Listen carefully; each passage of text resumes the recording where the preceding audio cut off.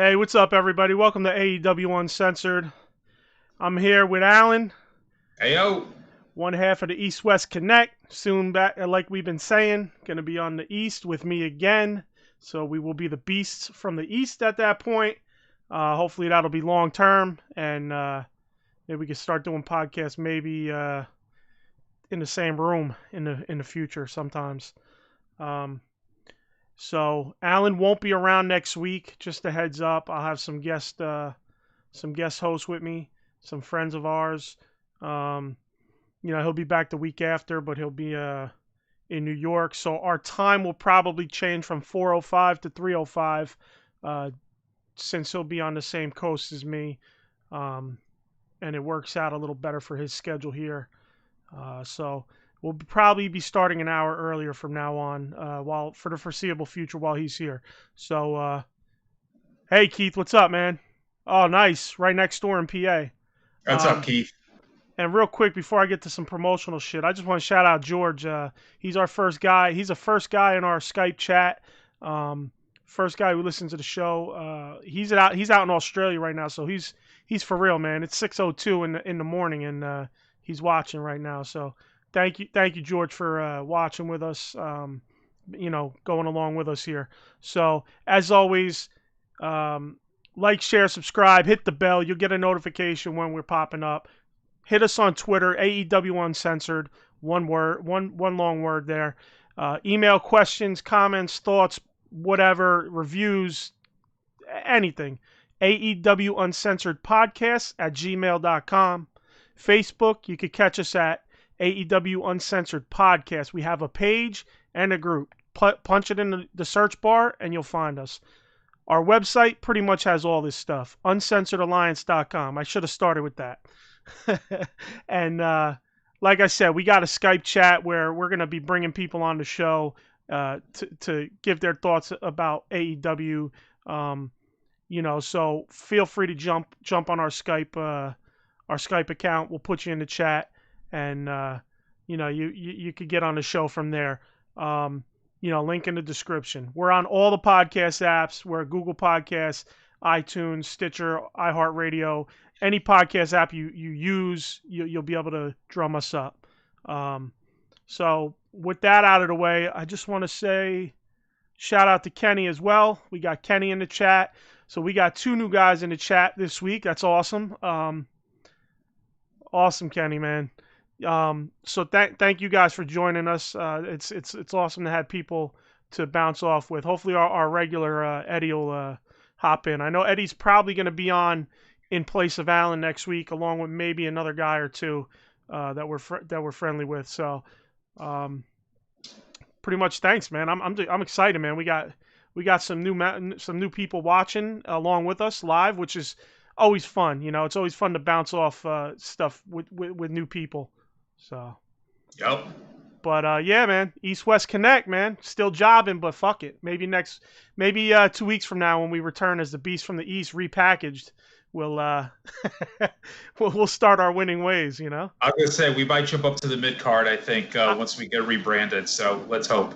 I think so. I mean, look, we got 2 guys in YouTube chat. We got George in Australia in the Skype chat. I mean, shit. Where's Eddy at? Where you at, Eddy? Ron. Shout out to Ron, who's always helping us out. If he hears like some technical issues, our boy Ron, Fiddlefest on Instagram. Check him.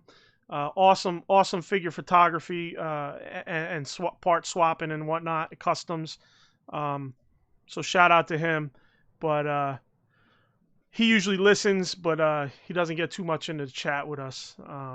But all right, so anyway, all the bullshit aside, let's get going with some miscellaneous chitter chatter here. You said you wanted to start off with some shit, so let's get at it. Yeah, well, yeah, speaking of figures, this is probably known by a lot of folks at the moment. Just in case it isn't, though, we were talking last week about Jeremy Potter and talking about distribution details and such for the AEW line. He did put out a message this past week after the show saying that the official release is delayed due to logistic issues. Right. He's hoping to get a better understanding of the timing from Walmart, and what he was hearing as of the latest, at least from what I saw here, was that Walmart was resetting the entire toy category the week of the 3rd, going into this coming week. Yep. An AEW product that should be arriving store-to-store basis as early as late that evening. So that was back on the 3rd.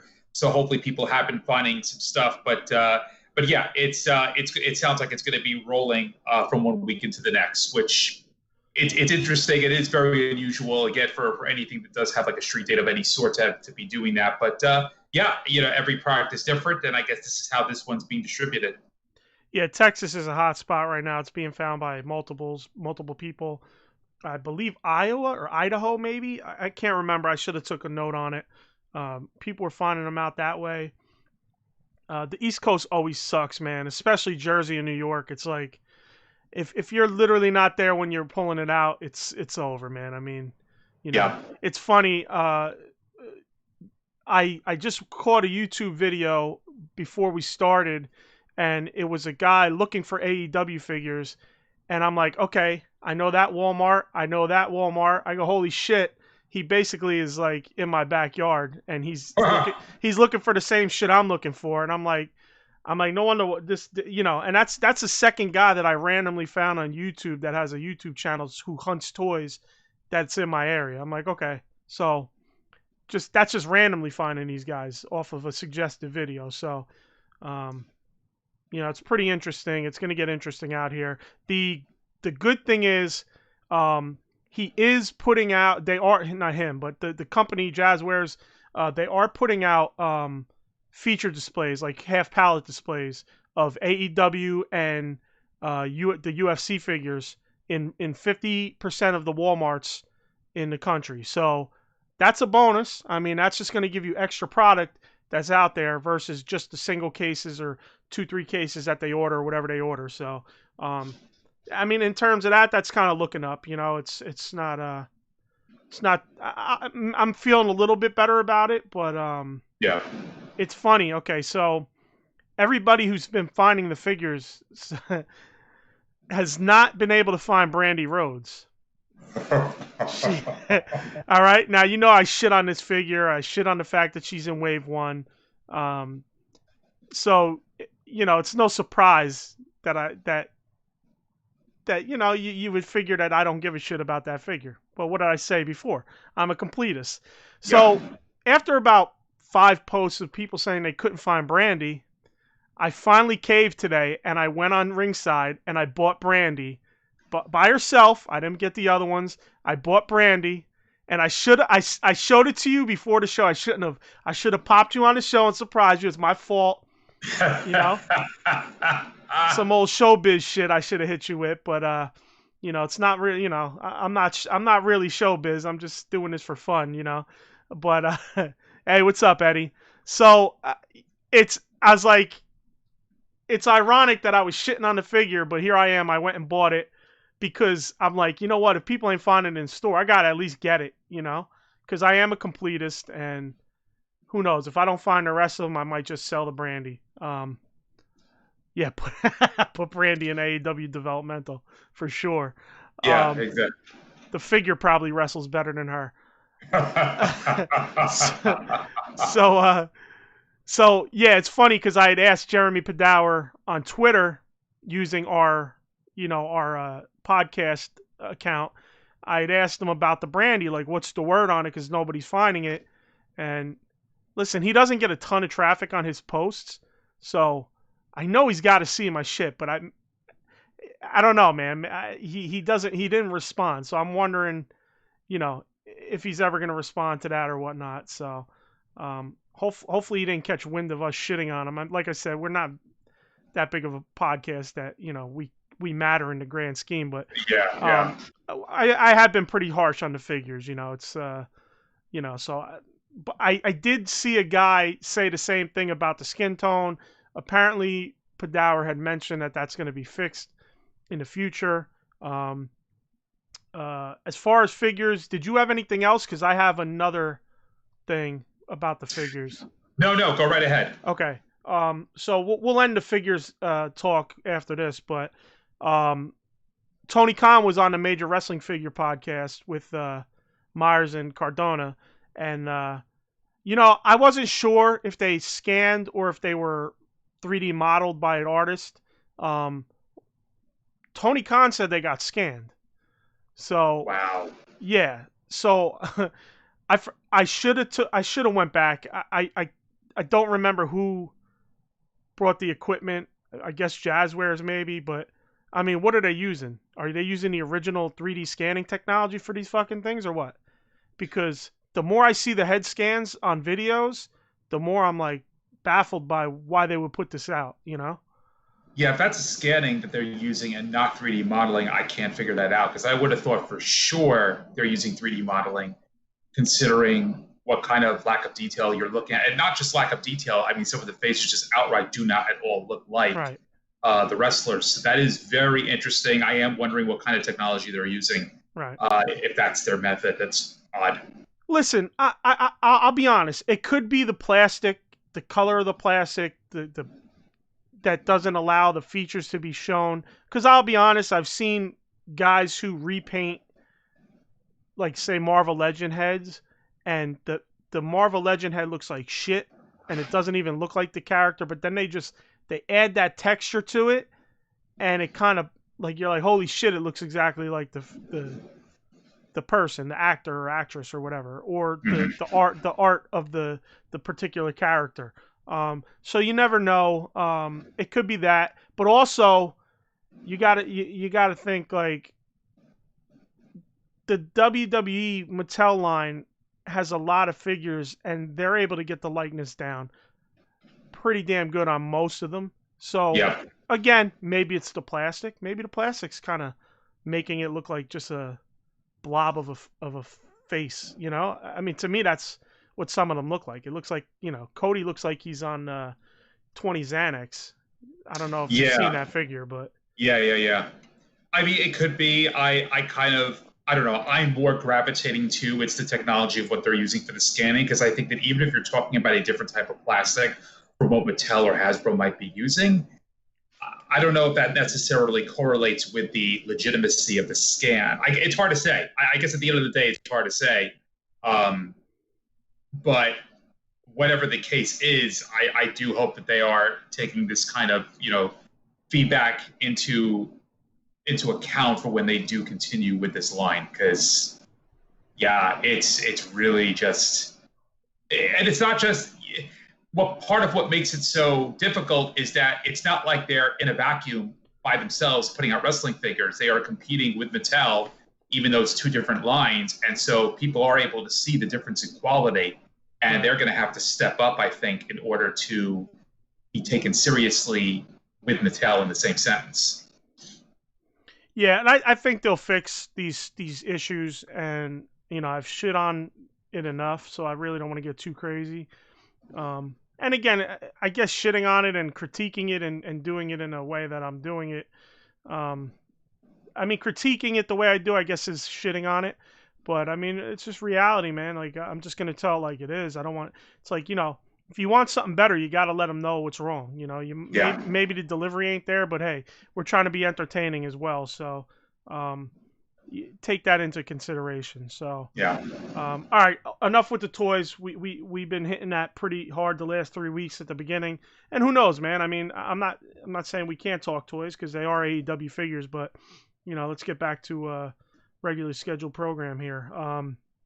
So the biggest news miscellaneous of this week so far for me has been that the TNT exec who was responsible for bringing AEW back to TNT is now ousted and is no longer there in charge. So I don't know his name. I should have took that note, but it really doesn't matter to me, honestly. Just the fact that he was their guy kind of gives me a little pause and gets me a little nervous what's going to go on with the future.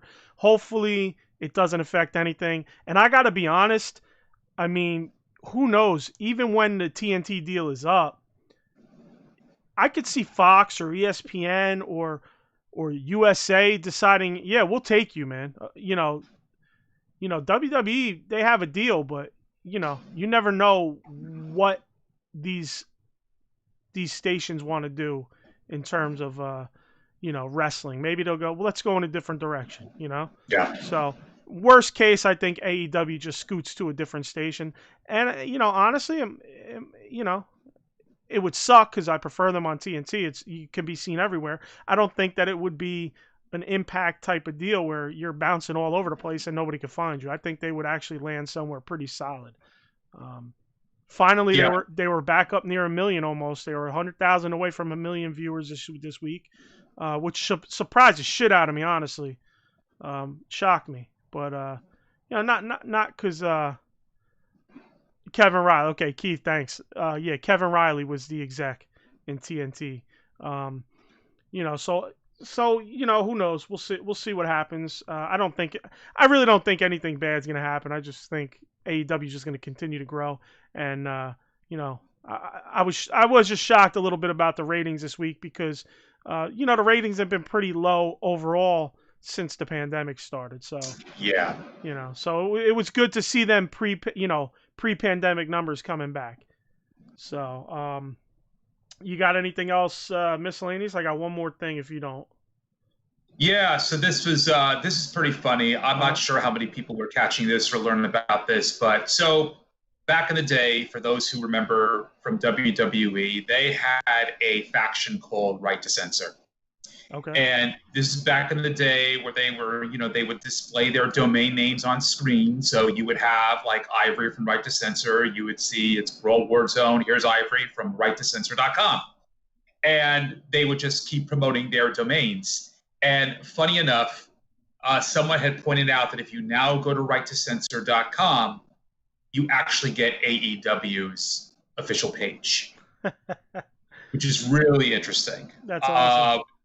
I don't know if I'm guessing they did this purposely, that it's not uncommon for a rival company to buy an old domain address, just for kicks to see what happens. But what's really funny is that if you do go onto WWE's network and you look up old episodes of Raw, you will see that, you will see a screenshot of that promotion of righttocensor.com.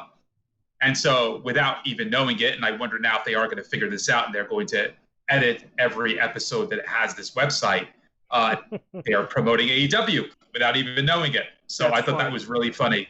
Yeah. That is funny. That's great. That's AEW like thinking ahead, Exactly. Buy the domain, forward it on to AEW.com or whatever it is.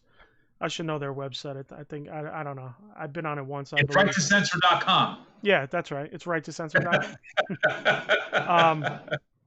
All right, so my last piece here before we get into the shows, 3 shows this week, as a matter of fact, was apparently Brandy. They launched the heels scenario there, and the launch was $49.99 a year to be a member of this heels AEW heels gimmick here. Apparently, I didn't really seek it out. I just saw an article on it. I read it real quick. She was being lambasted, attacked, because why are you charging for this? Blah, blah, blah, XYZ. I only saw a few of them, so I don't know all of it. But apparently it was so bad that she deactivated her Twitter account. Apparently she was going back and forth with some people as well. And then it just got to a point where she said, all right, I'm out. And she just deactivated the Twitter account. Listen, okay. For $50 for the year, I'm not going to cry if you want to put a subscription out there. It's, if they want to, they'll do it. If they don't, they won't. And that'll just prove the point that it should have been done or shouldn't have been done. I don't understand attacking her over that. It's fucking stupid. There's no reason to attack anybody, like over something that silly, Twitter's just a cesspool, man, and I've been dragged into it. I'm not gonna lie, but it's more because I just get disgusted with the way people are on there, so I end up getting dragged into the bullshit, and I let myself get dragged in, and sadly, it sounded like she let herself get dragged in a little bit, and then just kind of was like, I'm out. Well, Cody actually responded to this over the weekend. He was asked, why she had deleted her account, and He basically said, and I quote, Leaving a social media app because you open your phone to an absurd amount of N-bombs is respectfully understandable. There's no place for that. And his tweet was deleted after that, actually. But there you go. I mean, he's right. It's like there's no Twitter is a cesspool. It's as simple as that. My question is, why would you delete that? That I don't understand. I don't know why he made the tweet, and then it says here that his tweet was deleted. So I don't know why he or why that tweet was deleted. It was relatively reasonable response. Okay, you know what, man? We don't touch on this shit too much, but they gotta stop. Like, if you have a fucking opinion, land on your opinion. All right, yeah. It's okay. I understand, but I also feel like you almost need to not be so one-sided about it. You know, have your opinion, but you know the problem is people's opinions aren't necessarily this way or that way. A lot of people are in the fucking middle and have a little opinion on this side, a little opinion on that side, disagree here, disagree there. Why would you delete that? Okay, if that's true, there's no reason to delete that. I'm not saying it's not true. Like I said, I didn't look at the posts. Yeah. I really, honestly, knowing how Twitter is, I don't go there much, but when I do, I definitely deep dive and like get caught up in some bullshit. But if that was true, keep it there. Yeah. I'm not. I don't. My thing is, I don't understand why anybody would really go out of their way to be racist over, you know, a subscription service to AEW heels. That doesn't make much sense to me. There's a lot of stupid people out there, man. Right. But that's why I prefaced it by saying it is Twitter, you know? Yeah, it's Twitter. Exactly. Yeah, it's just fucking stupid. If people are doing that, man, you're a fucking piece of shit. I hope somebody that has said something like that, you know, they hear this, you know, because fuck you, man. You know, like I'm a middle of the road guy. You know, I'm on both sides. You know, I don't obviously agree with a lot of shit that goes on, but you know, that type of shit is ridiculous, man. It's just you know, it's uncalled for. You don't need to. Over what, man? Over what? You know, like come on, man. Just fuck off. All right, so. Let's get into the shows here. We'll start in chronological order. We got the women's tag tournament started. So, okay, Keith said, "Why does a race have anything to do with it? I actually feel bad for her that she can't do anything without being attacked." Nah, man, I agree, man. I mean, that's just bullshit. Like, I don't know. Like, I didn't see if anybody really did attack her with the racial shit, so I don't want to say it. If Cody said it, I'm not going to say he didn't, you know, but I also think that like there's no sense in him deleting that because it does no justice, you know. Right. And you're right, man. I do I attack her a little bit. I attack her more on her ring work and shit like that, and her trying to shoehorn into everything. So you know, as a person, I have no problem with Brandy. Actually, early on, I was all like pro Brandy. Everybody hated the Nightmare Collective or whatever it was called, and I was all for it. But now I'm kind of like slowly reversing course, you know. That rant was fireworthy. You must have something stewing up for later. Yeah, I should have threw the flames on. I didn't really get too heated. I didn't think you were getting very heated enough for the flames. No, Yeah. He'll get used to me. He'll see more. He'll realize that was pretty lame. That was very tame for you. I said lame. I meant tame. Yeah. Jesus Christ, I don't even know what I'm saying anymore. See, I love this interaction shit. Shout out to Keith and Kenny out there, man. You guys are awesome. So okay, all right. Let's get to the tag shit. So, we couldn't see this happening. I mean, did I not call this?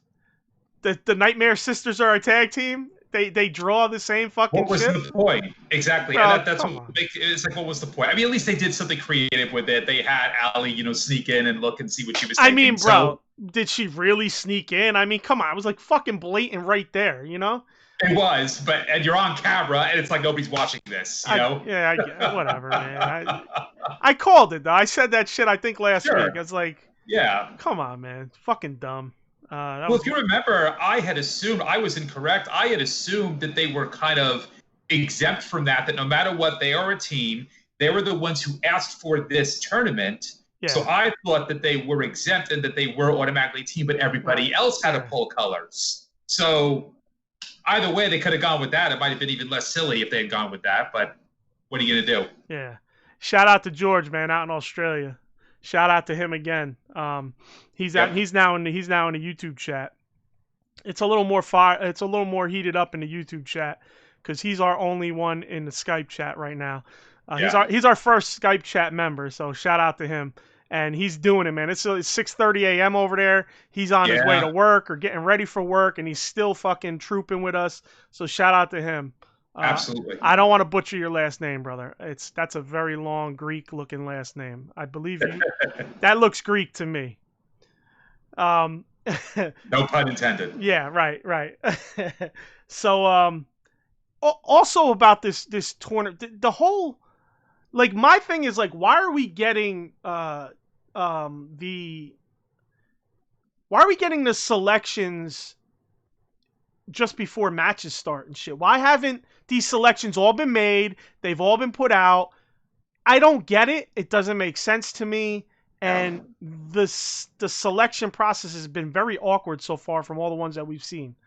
So, just a little note there for me. Well, I mean, to be honest, I guess we'll get into this later on. But I will say that as far as the awkwardness of the selections and how everybody gelled, I do think that Tay, Conti, and Anna Jay probably gelled the best as far as really looking like a real team. So I am curious to see where they go, because I do feel that of everybody, they seem to really play that part well. Listen, of interacting as a team. Listen, I'm gonna say this. I try not to get too crazy like this, but bro, the Brazilian was the one with the least ass in that match. I know. like what's up, man? Brazilians in their ass. I mean, come on, man. Yep. Anna Jay, and you had what's her name, Ariane. Ariane Andrew. Yep. You know, then of course Nyla. So yeah. Well, So I'm like, a little something from that match. I was like, okay, this ain't too bad a match. You got, yeah. The thing about that though is Anna Jay is in Dark Order. So does what's her name, Tay Conti? Tay Conti. Does she join the Dark Order and they become like a, yeah, Eddie said Bill and Brazilians.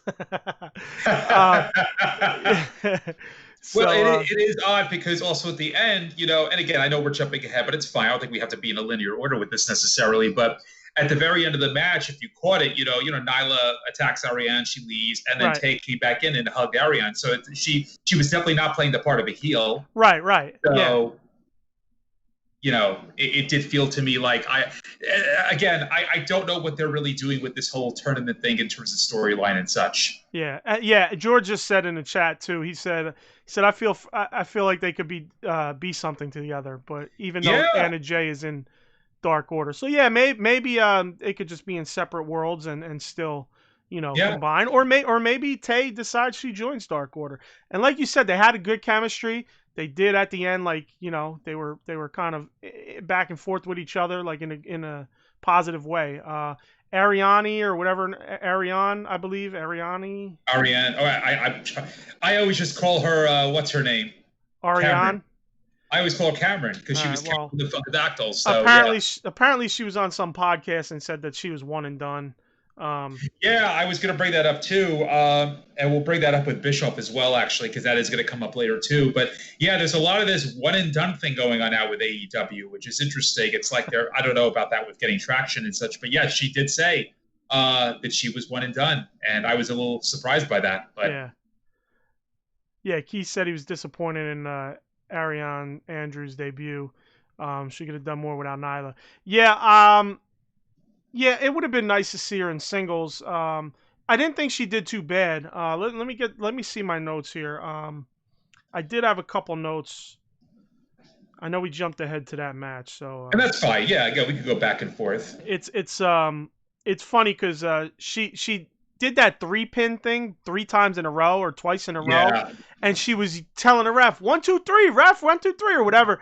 And it's funny because I harken back to Alan, you telling me about what she had with that fucked up pin and her telling the ref to count it. I feel like there might have been a little play there. I think there was too. I was going to say, I believe that they did that as a little nod to the Snarks, just to be like, haha, nod, wink, wink. Yeah, we know. Yeah. I think that was totally what that was. And I was a little impressed with that they actually did play that into that. So yeah, I appreciate that. During the match, Conti looked like she caught Nyla with a nasty kick to the face, man. I thought she caught her for real. Yeah, that did look pretty stiff. And for the most part, she's a very good performer. I was actually very surprised that WWE let her go. Yeah, I didn't know. I heard that they found her like on Instagram. She was not a wrestling fan or anything. Exactly. That's exactly what happened. They found her on Instagram. Yeah, they're like, oh, you're sexy. I mean, let's bring you in. And, it's funny because I'm trying not to be too, man thinking, like when I talk about these women. But here they are. The company actually just brings them on because they're good looking, Well, it is an interesting story because it's like she didn't even know what she was auditioning for. She thought it was like something for modeling or whatnot. Right. And then when she found out it was WWE, she's like, well, why? I'm not even. It's actually an interesting story to tell in terms of how WWE will view some of the folks they bring aboard. It's just like, well, you're a pretty face. We're going to bring you aboard. Yeah. That's kind of their playbook from back in the day. Wrestling. That's what women's wrestling was. Now it's getting a little more, people who could actually do things, like who are made for the business, Yeah. or want to be in the business. So that's good. And that's disappointing to me because Tay Conti was brought up during the time when NXT was having these remarkable women wrestlers who were brought up for their ability. Right. And not just because they were another pretty face. If this had been a story that took place back in 2007, 2006, I'd think nothing of it. Right. I found it very interesting that it happened today. In today's day, where they actually are trying to do something with their division and make it impressive, and it's not just a Divas division, I found it very interesting that this happened during this. It's just very weird. Yeah. Very, very weird. Yeah. Well, hey man, I think she worked well. I thought the match was good, man. I really did. Yeah. It was better than I thought it was going to be. I mean, I knew that Tay Conti was a great performer, but I figured with Cameron there, Arian Andrew, and Anna Jay's okay. She definitely is a beautiful woman. I don't know about her. Her performing is okay so far. I haven't seen enough of her. But no, it was definitely a much better match than I thought it was going to be, and I think a lot of that speaks to the fact that they worked really well as a team. Yeah, they definitely did. Nyla's getting more and more. You can see she's getting better as time goes. So all right, let's go back to the first match then. Nightmare Sisters versus Penelope and Mel. Now listen, man, Mel's a big chick. I didn't realize how she is. How much. I mean, I did like later on, but early on, I didn't realize how much bigger than most she was. That's my girl, man. I like Mel. I'm digging the short hair, the little buzz cut. Yeah, no, she's great. I like my big-bodied women, Yeah, and I thought that she and Penelope as a team did pretty well. Brandy and Allie again. I'm gonna keep saying it till I'm blue in the face. Allie's great. Brandy's not. Allie is completely just dragging that team by herself as far as performances. Yeah. Keith just said Tay Conti. He believes Tay Conti is dating Serpentico. You know what? He's right. Actually, that is true. Okay. All right. That is true. It's funny because I seen him with a picture of his girlfriend on Twitter, and he made the joke about, "Hey, is that Sammy?" Oh shit, I didn't even realize that. Okay. Yeah, cool, that is true. So yeah. Yeah, Keith. I think Mel is poised to be big with AEW in the future. Yeah. She's definitely a beast in a good way, not like in a a big woman who plays it well is what I noted. Penelope, she's solid, and Allie's one of the best in the division that is being wasted right now with the Nightmare Sister bullshit. And you know what confused the hell out of me? And this was after the match, but they were interviewed in the back. You saw this, and Brandy starts healing it up. Yes. Wasn't I great? Wasn't I awesome? Blah blah blah. And I'm just like, I don't. Where are you going with this? Right. What is it there for? Right. Because I thought that Allie was set up to be the heel, and she's forcing Brandy into this team. Right. And now it's like they completely flipped it. Unless they're their whole plan was to slowly get Brandy to be the same way Allie is. You know what I mean?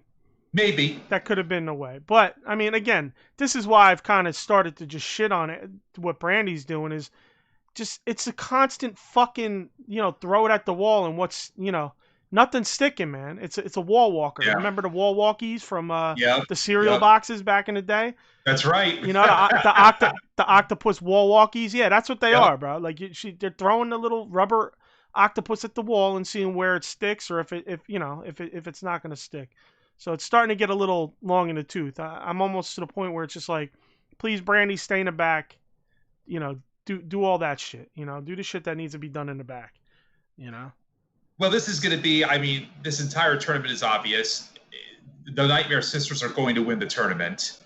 Right. And then I guess from there, they're going to decide what direction they're pulling the storyline in, hopefully. Yeah, I don't... That's the thing I don't like about it. It's too contrived. Unless they throw the swerve. Contrived. Unless they throw the swerve, which they can do. Maybe.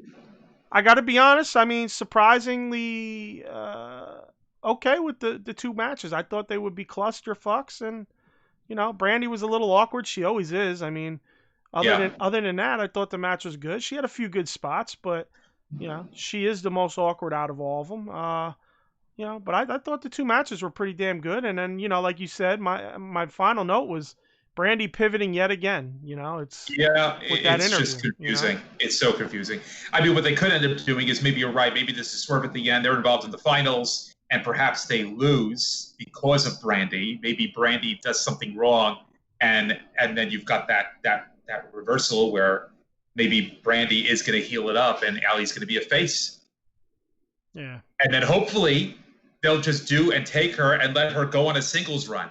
That's what I was kind of thinking too. Do they flip? Freaking what we need already. It's like, let that be the end of this stupid tournament. Is that let them break up at the end. They get screwed out. Maybe take Conti and Anna Jay win the whole thing. Yeah. And then they go their separate ways, and you bring Allie into the championship mix, which is it's where she should be. Right.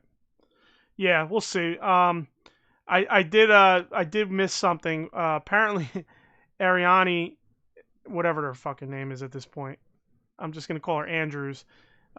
She has a split move too, so it's the old joke of AEW doesn't always do things, but when they do, they overdo them.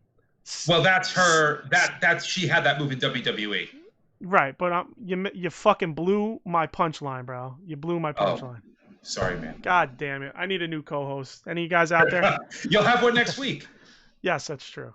No, but I did the whole stay thirsty. I was like, AEW doesn't always do things, but when they do, they overdo them. Stay eye rolling, my friends. All right. Sorry for stepping on your punchline. We need a horn. I need a horn there. Yeah. Sorry. Bad joke. So Kenny's right. Brandy has more face heel turns than the Big Show. It's absolutely right. It's absolutely right. They don't know what the hell to do with her. She doesn't know. You know what? I can't say they don't know what to do with her. This is obviously her call, probably, her and Cody. I mean, she doesn't know what to do with herself. It's just her. She's not getting over doing anything, and they keep trying to force her down your throat, And I don't hate Brandy at all. I really don't. I don't either. I have nothing personal against Brandy. Yeah, she's talented with everything except for the ring. Well, relax. I mean, like I said, when she comes out with like Dustin and QT and she's like all weird animated, it's like all you got to do is walk, man. What are you trying to pat people on the backs and on their arms and high five them and you look like you don't belong, Yeah, it's true. You don't like ring announcing, but I think you did a damn good job of ring announcing. So she did a very good job with ring announcing. Actually, she has a very good voice as well. Don't hate what you do well. Why would you not want to do what you do well? Well, I don't want to be a ring announcer. Like, okay, well, guess what? It's not sticking to the wall. Okay, it just keeps falling. So maybe go to what sticks to the wall. All right, enough ripping Brandy every week. Poor Brandy, and I got nothing against her. But, between her action figure and her performance, it's just like, oh man. So, all right, let's get to Dark now. Dark, oh my God, what a fucking mess Dark was, dude. Yeah. I skipped through most of Dark. Scorpio Sky versus Will Hobbs. Now, The most eventful thing on this show and this match came post-match with Scorpio Sky's promo. Such a fucking solid promo, man. I loved it. I felt like, hey, you better start looking at me. I'm the next fucking guy. Look at me. Stop trying to Dark isn't where my ceiling is. I'm coming for you. I loved it. I really thought it shined through. I felt it and I believed it, I've been saying it for a while. He's a future champ. And that promo, promo's half the game, It is. It's half the game, and he can wrestle. And he showed me. I love the promo. If that's what he's gonna bring, he's bringing fire for me. Yeah, totally. So, that was pretty big. What do you got on that? No, I agree. The match itself was fine, but it really was the promo afterwards that hopefully is what now catapults him into doing his own thing, which is what we've been saying for a while now, which is what we want.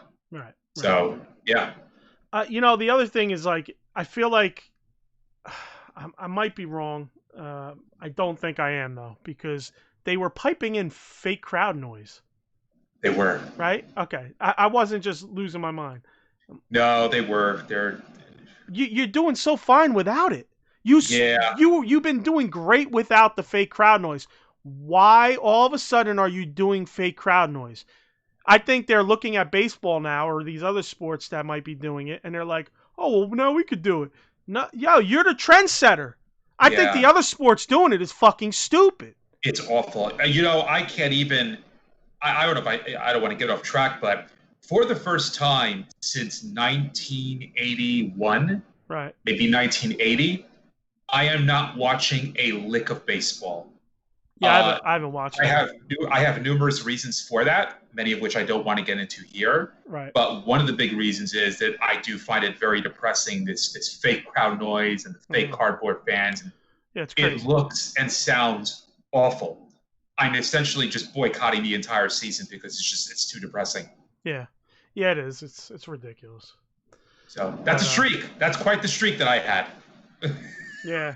Yeah, it sucks, but it is what it is. What can we do? Yeah.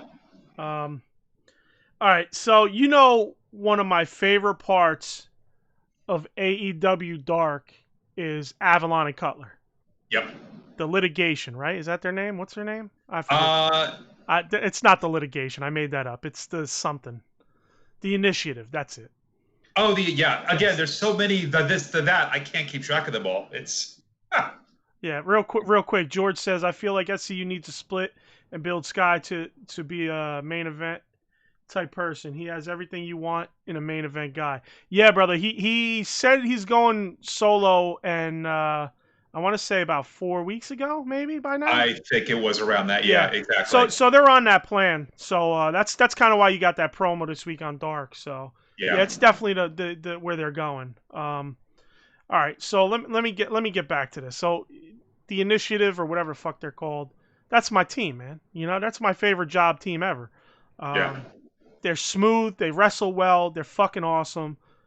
And then comes Sonny Kiss and Joey Janela.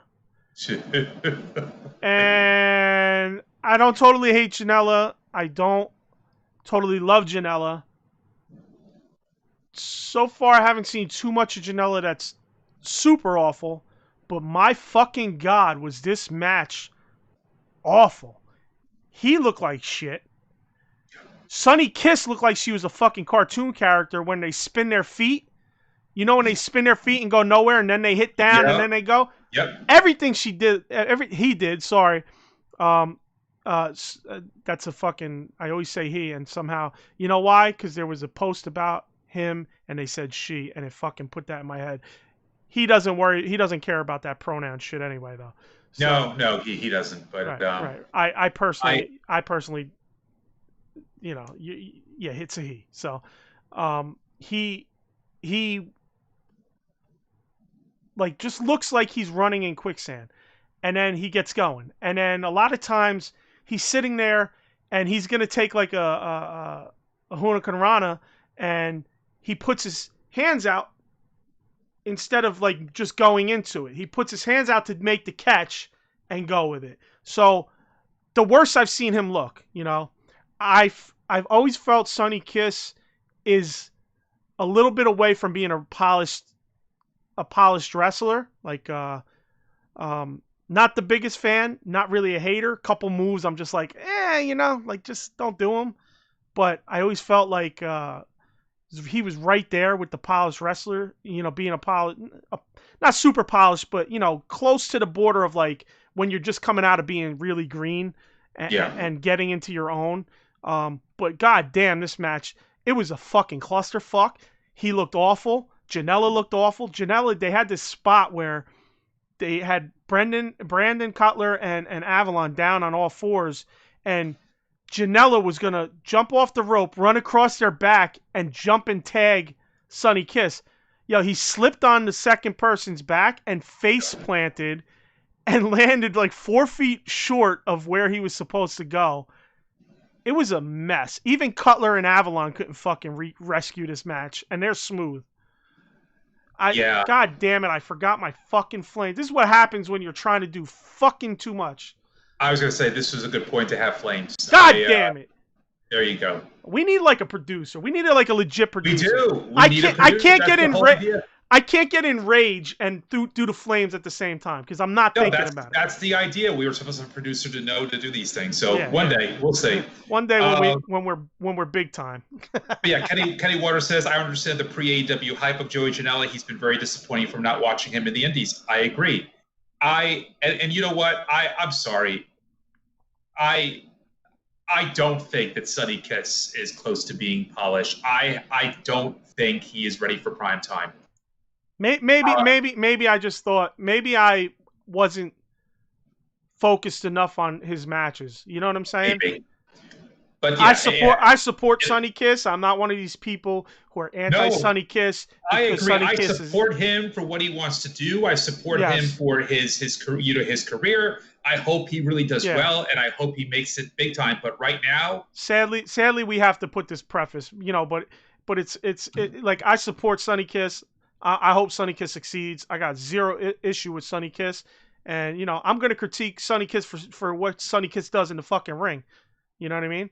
So that's just that. You know, Janella, same thing. I support Janella. I you know, I don't think he's looked awful, but God, man, I don't know what it is. I think he's trying to I've seen him try to overdo it, and he seems like he's trying to overdo it even more now that he has like a tag team. Like, oh, let me show you this fire I got, but then you just look like an idiot and you fall on your face 4 feet from your target. You know. And Keith disagrees. Keith is saying that he does enjoy seeing them together. Okay. I mean, everybody is entitled to their opinion for sure. Right, yeah, 100%. I'm going by what I'm seeing. I mean, from what I'm seeing of the two of them, and that goes for whether they're performing together in a tag team or even separately, the two of them need a lot of work, in my opinion. Yeah, like I said, I feel Janella's had solid work, but I just thought this match was a fucking clusterfuck. And Keith, personally, I don't not want to see them together. I don't mind them together. I don't mind them together either. But like that's cool. But you got to work. I mean, I don't know if you saw the match, Keith, but go check it out, man. From start to finish, it was a fucking shit show. It was like embarrassing to watch. I was like, and you know, man, I've been on here touting Cutler and Avalon every week on Dark because I just think they work amazingly. They even, you know, they looked like shit themselves because I feel, you know, it just wasn't working. I feel you, Keith, for sure. Janela seems like a modern day Brian Pillman to me. Yeah, I think Brian Pillman was pretty good worker, though. I mean, I was going to say, I don't know about the comparison just because, Brian Pillman from a work perspective was just so... It's head and shoulders, right. Yeah, but again, it's early, I guess, in essence, for Janela's career to really make that comparison or to not make it. I can kind of understand, like, maybe like, you know, he's not Brian Pillman yet, but he could kind of be there. You know, the biggest thing with Janela for me has been he just throws me off when he runs the ropes. He looks so funny with those short, stubby legs. He does. I think the only other person that runs worse than him was Bret Hart. If you ever seen Bret, ever seen Bret make a run in? Like, oh my god! It's like, oh my god! It's true. And you know I love to shit on Bret Hart because I don't like Bret Hart either. Oh, I didn't know you didn't like Bret Hart. Is that No? just because he's Wait, WWE or? you never knew I didn't like Bret Hart? I didn't. I had no Wow. idea. Unless it's because, I mean, I know there's a Nah, lot of WWF guys from the day you didn't like, but I didn't know you specifically didn't like Bret Hart. I always felt like that dude was super overrated, man. I could respect him, but when I was a kid, I hated his guts. Right. So I was never obviously I was never really a big WWF guy, but he Right. wasn't one of the guys I liked. It was, when I was a Perfect, Razor, more stuff like that, Piper, Yeah. Macho Man, I love Macho. So, but I really wasn't a Bret fan. All right, so back to Dark. What did you have any other notes for Dark? Because the main event, No, I didn't no. really I mean, focus on. no. The only other note that I had for the program before we move on is I really do love Abaddon. Okay, I do feel that the more I see Abaddon, they're definitely trying to make her their version of the Fiend. Okay. Which is fine. I have no problem with that. She's creepy and she does a very, very good job. She does a good job in the gimmick. I don't think her work is very good.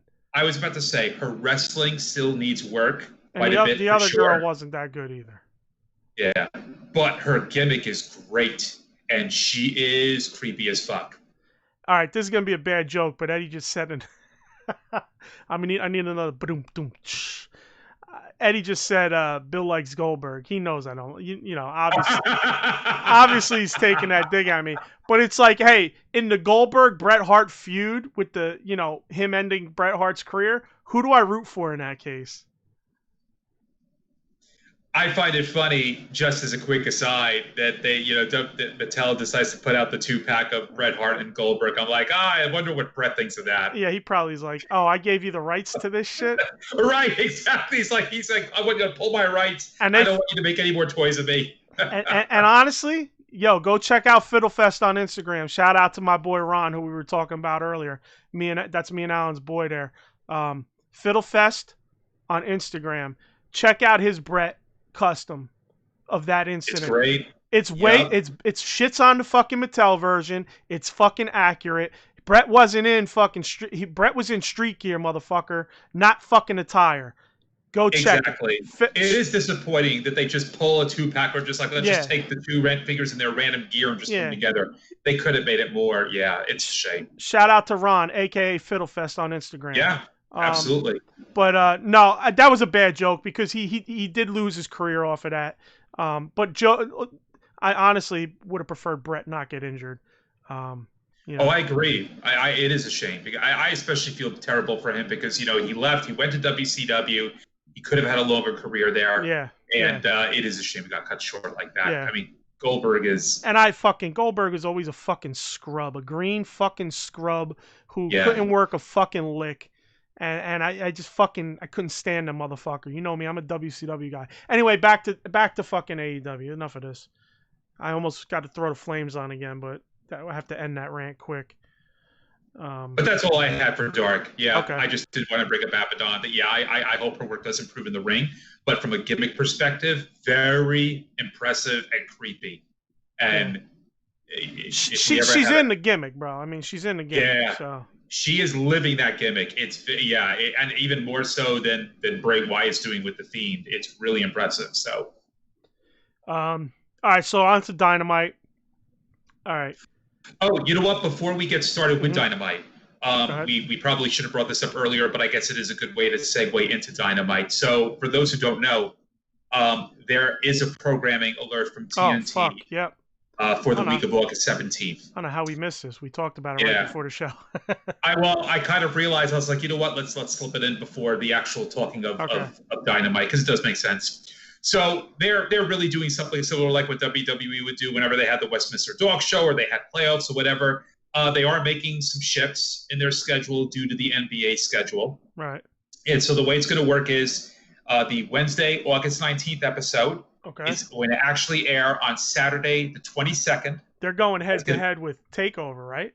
That's right. That's interesting that they chose that 1 week to go to Saturday. It is. I like the play because WWF has done that shit to them. Exactly. So I love that play of a fuck you. Let's see how things go now. You know what I mean? Yeah. So yeah. Let's go AEW. Fuck WWF. Now I have to say, don't get so cocky with it because I don't care if they take takeover shows. The takeover shows normally do really, really well. It is the best programming that WWE has throughout the year. I'm just saying this will be tougher. Doesn't matter if they take anything from All them. right. If they take anything from them, it's a bonus. Well, here's the thing. I'm glad, regardless, that they are doing it because this is a way for them to test the waters. Yeah. This is a way for them to test the waters with true. Like, if they really want to put themselves up against WWE, and you're not going to necessarily do it up against Monday Night Raw, this is what you do, and you really test your mettle this way. Because those takeover shows that occur before pay-per-views, in which case this will be taking place before SummerSlam, they really do well, and they step everything up during those shows. So this will be very interesting to see how this goes. And I'm that guy. I'm the anti-WWF guy. No, I get the guy that people in the group say, "Whoa, what?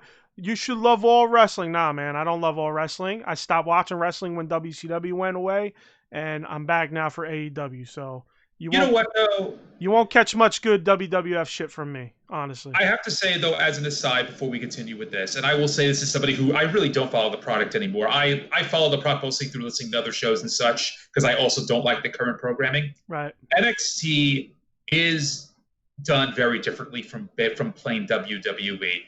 You do have different producers. McMahon's not involved with the show.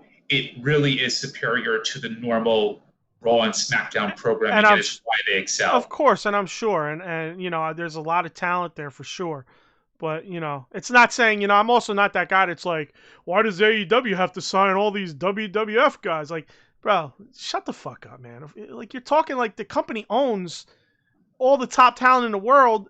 They do, minus Japan for the most part. You know what I mean? Yep. So come on. Yep. So anyway, that's going to be interesting. So yes, that's going to be at 6 o'clock Eastern, 3 o'clock Pacific on Saturday the 22nd. The following show, which would have been Wednesday, August 26th, is going to instead air the following night, Thursday the 27th at 8 o'clock Eastern. And then the Wednesday, September 16th episode is going to air on Thursday the 17th. So 2 of the 3 programs are going to just air one day later, whereas the August 19th one is going to be moving to that Saturday.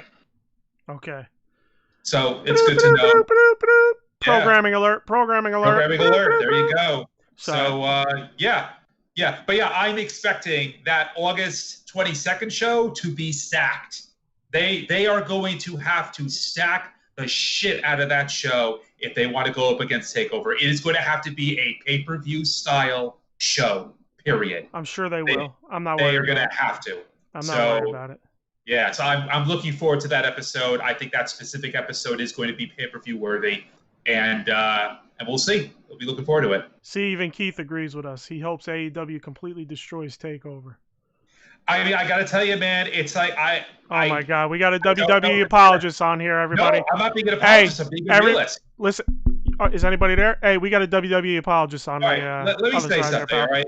The West Coast connection is now chopping. We might not go. We're failing at this point. You could put on flames for me for this one, all right? Okay, all right. I have not liked WWE Flame on Alan. in many, many, many, many years. I think it is boring. I think it's nothing like it used to be. You and I are different in that regard. You've never liked WWE, WWF. I did like it through the Attitude Era, and then after that, starting in like the I think it started going to shit in the mid-2000s, quite frankly, and it's never been the same since. But again, I do put NXT in a different category. I don't consider it. I almost consider it a separate fed entirely from WWE.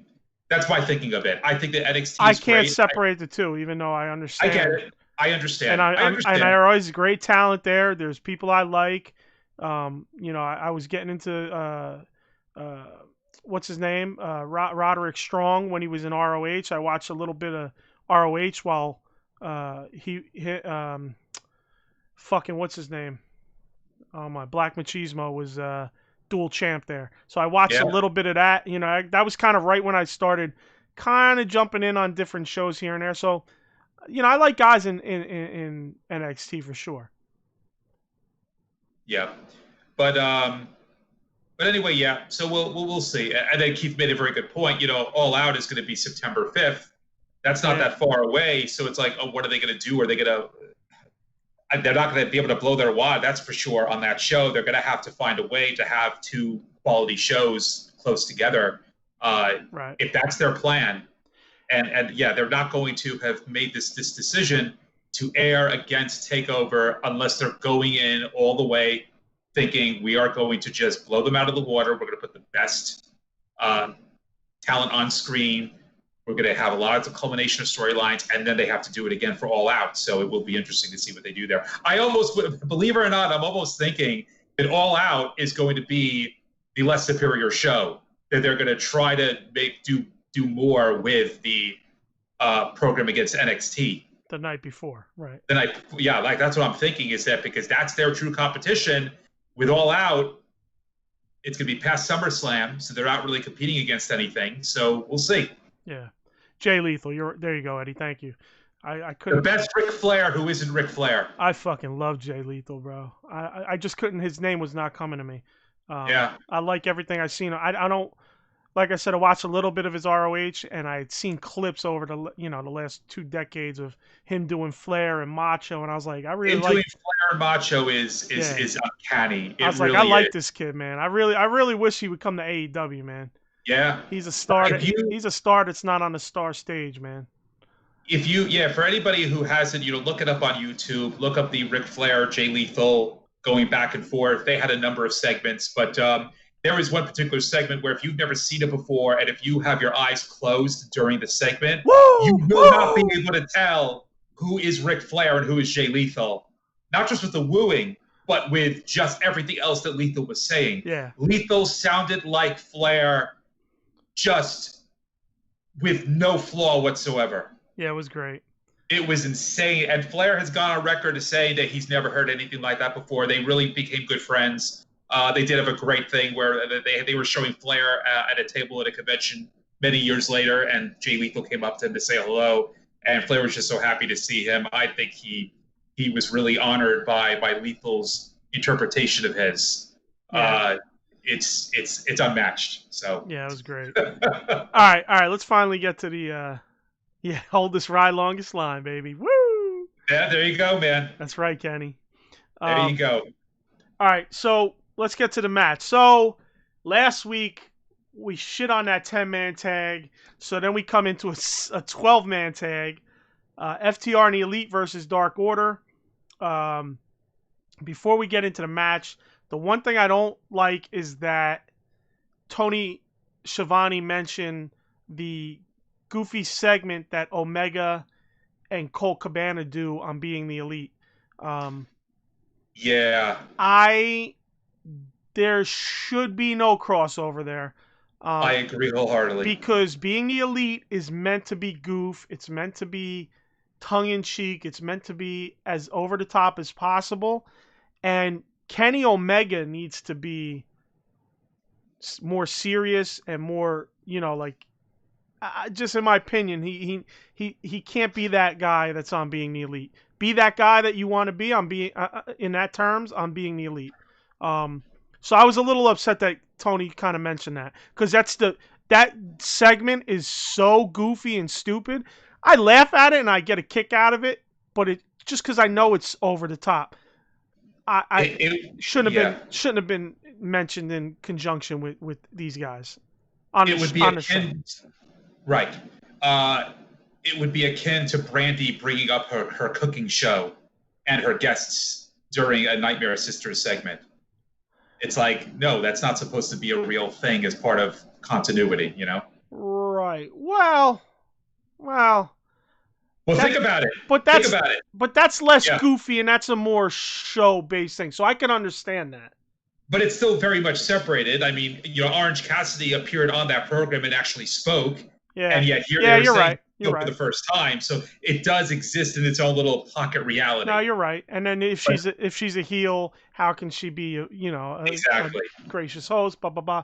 So yeah, you're right, 100%. All right, And I look at being the elite the same way. You're absolutely right. I believe it should be existing in a pocket universe outside of this show. I completely agree with you there. That's right, Kenny. Free the cleaner, baby. That's what I've been saying the whole time. I really thought they were bringing the cleaner back early on when he was the broom and the mop and all that shit. Like, of course maybe they were gonna and they pivoted, but whatever. All right, let's get to fucking Dark. We'll be here all night. I mean, Dynamite. Sorry. All right, so we got the 12-man match. Speaking honestly, man, wasn't a bad match.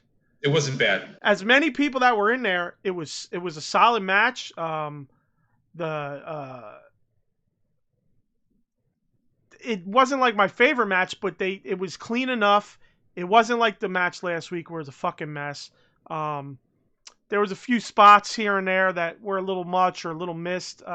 As clean as it could be, I think, in terms of how many people were in the ring.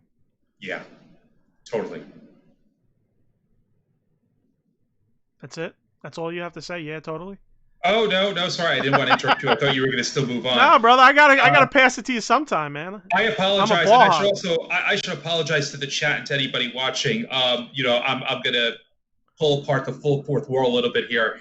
I still have you frozen on video, so I can't tell if I'm stepping over you sometimes in sentences, so I do apologize if I do that, or if I don't get a cue from you, because, right now I'm kind of flying blind at the moment, so we're jobbing. I'll whistle. There you go. That's my cue. All there right? you go. There you go. This is what I thought. Your turn now. Gee, that's a great cue, man. That's real subtle. So I do apologize if I either step over you or don't take any cue, because I can't see you at the moment, and you're delayed on YouTube. But no, I agree. It's almost as if they looked at their match last week and said, "Okay, this was shit. How do we improve it for this time?" And I feel that they probably legitimately did that. They probably tried to figure out a way to make it look a lot cleaner. It was definitely better. It didn't feel like you had a ton of people in there the way it did before. And I liked it. I definitely think it was probably the most improved of all the gazillion men matches. Yeah. So yeah. They did have, obviously, what's his name got hurt. I can't remember which guy got hurt from FTR. The whole injury angle. Yeah, I also couldn't remember who it was exactly, but yeah. I should have noted it at the time, but it's tough because there's a lot. Sometimes you're taking notes, you don't want to miss shit, and. To this episode of Dynamite, really, I had a lot of long notes and notes that I felt like I was gonna miss some shit if I really didn't. So I was literally trying to go back as things slowed down and type in notes. But I felt you obviously feel like there's a reason, the injury, and then Hangman leaving to help him out. So then you leave Kenny and was it both Bucks or just one? I think it was one. I think it was yeah. You leave them hanging. It's obviously a move in the direction of the split. So where it goes and when it goes and how it goes, we're still waiting. I really can't piece together where or how it's going to play out. I've tried. I mean, not too hard, but I've tried to kind of give it a little thought. And I really haven't come up with something that I would even just throw out there as a theory, Yeah. So, I couldn't tell you. I have a feeling it's not going to happen till maybe the pay-per-view, and then there's the Kenny and Hangman build into the next pay-per-view. That's a possibility, So. Or maybe they do one on the show up against NXT and one on the pay-per-view. Yeah, I mean, they could. Yeah, they've got options now. They've got options if they want to do. They have multiple shots that they want to play out. They now have 2 upcoming options to do it. Yeah, it's true. So there you go. I feel like it's coming quicker than you expected it. I feel like the pay-per-view's sooner than later. At one point, I think like we were we got 7 weeks, and now I feel like there's only 3 or 4 weeks. It's about 3 weeks up until that August 22nd show that's got shifted, and then about 4 to 5 weeks from now for the pay-per-view. So it is still a ways away. I mean, All Out is still a ways away. Right. So. You got anything else on that match? Or No, it was good. Enjoyed it. And yeah, if they're going to have any more multiple matches like that, multiple men matches like that, hopefully they learn some lessons further and they apply what they learned here. Yeah. All right, so we move to Mox. He cuts another great promo. I love what he's saying here. I was that young guy. I was a guy that, you know, people told me don't do this, don't do that, and I ignored them. I did what I wanted to do. I really felt like he pulled you into him, and he was breaking it down. Like, listen, I know you're not gonna listen to me, but I'm just telling you now. Don't try to get back up when it's just time to give in. And Yeah. I felt it. I loved it. Mox always gives a solid promo. Always gives you something to feel. You know, we may not always go in depth on the promo, but you know it's always solid. This I felt like I took a little more notes on it because of how strong I felt about it, and you know, like he was saying, don't kill yourself and put yourself in your career in jeopardy just because you don't want to listen to the old timer. You know what I mean? Yep. Yep. So I really felt that interview. Yep. No, it was well done. I did like. I liked how he ended it, where he's like, "I know you're not going to listen though, because I wouldn't." Yeah. George says if Kenny goes back to being the cleaner, would you see them changing the theme entrance when he was in New Japan? I think definitely there'll be a change in the theme music. I don't know if it'd be the same as New Japan. I don't know if they have rights to that or whatnot. Yeah, but I was gonna say, it would definitely be changed. Definitely more heelish.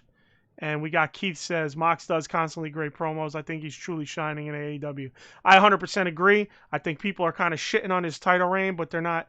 I don't think there's anything to shit on. I know he's kind of missed a little bit because he wasn't physically able to be there for a good chunk of it. But I don't think the title reign's been bad. I just feel like he just hasn't been there a little bit for a portion of time, and people kind of look at that as like he really wasn't.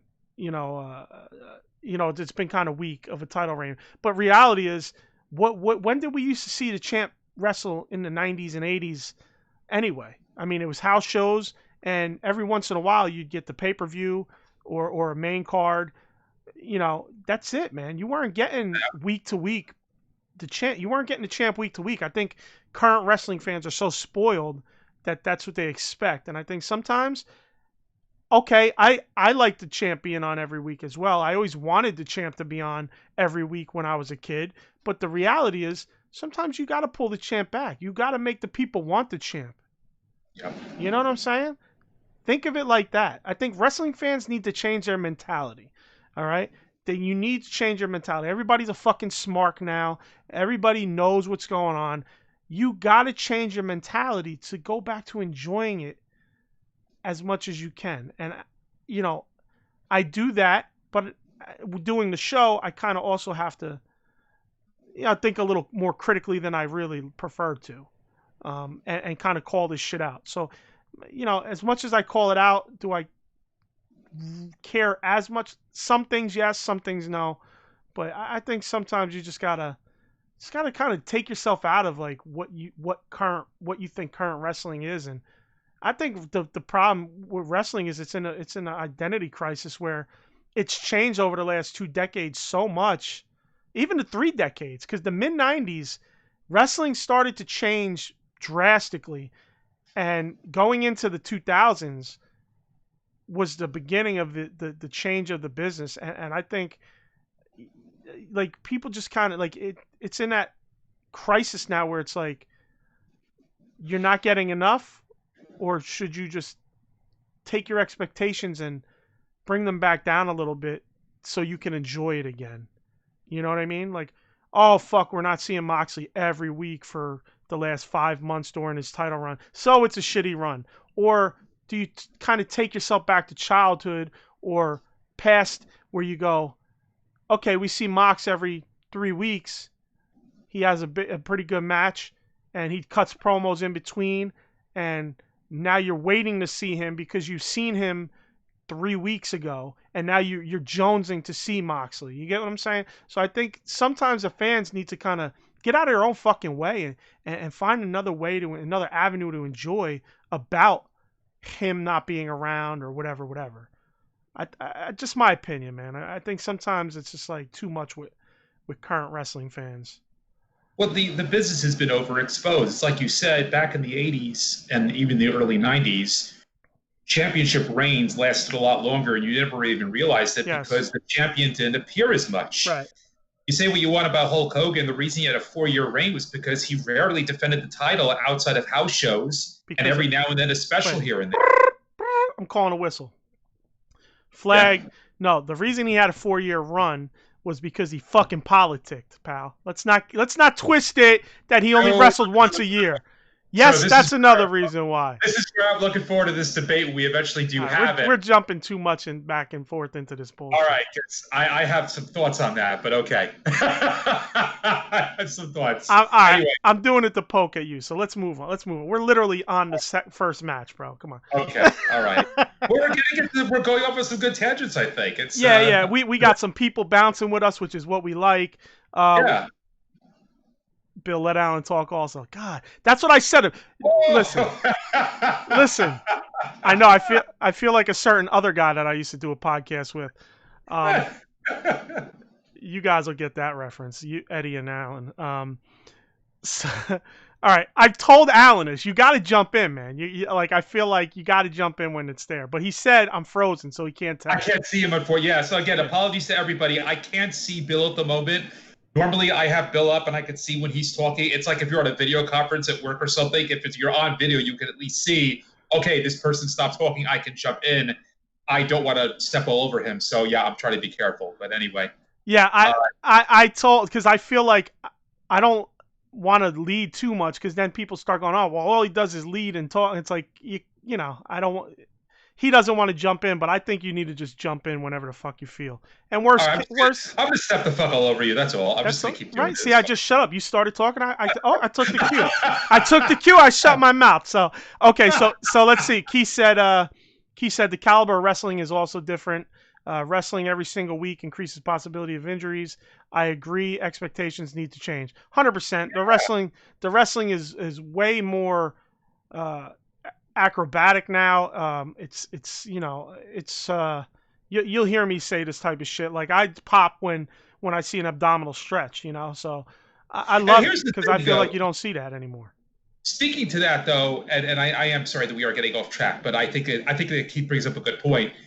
When you really do think about it, back in the day, the frequency of wrestling didn't really change because you had back in the old WWF and WCW days.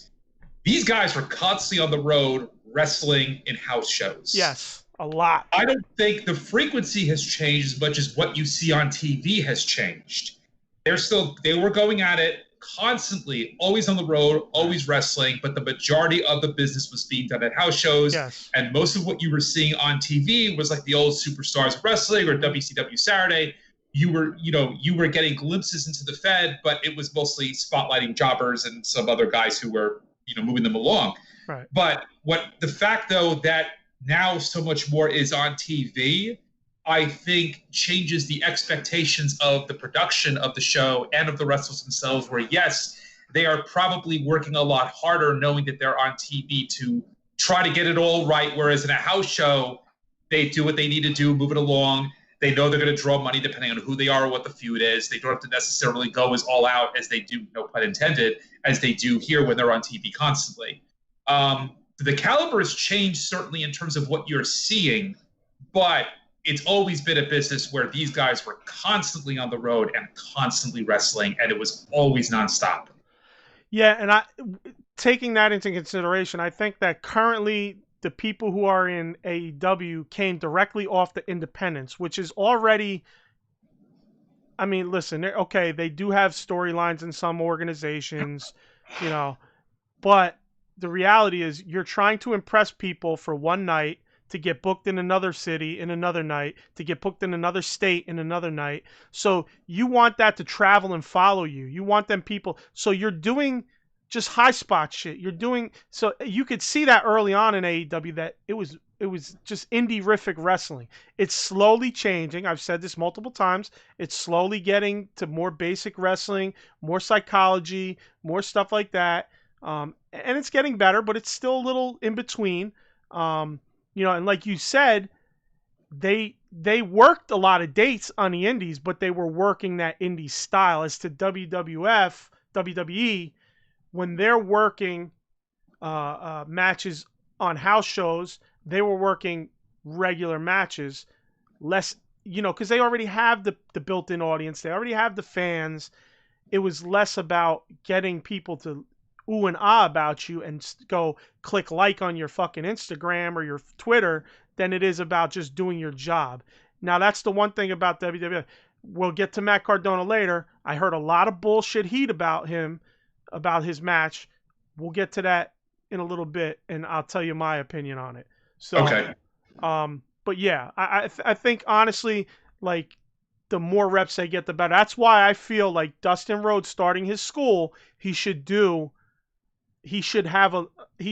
it into a little federation that he runs locally or even throughout the couple states there, Oklahoma, Texas, whatever.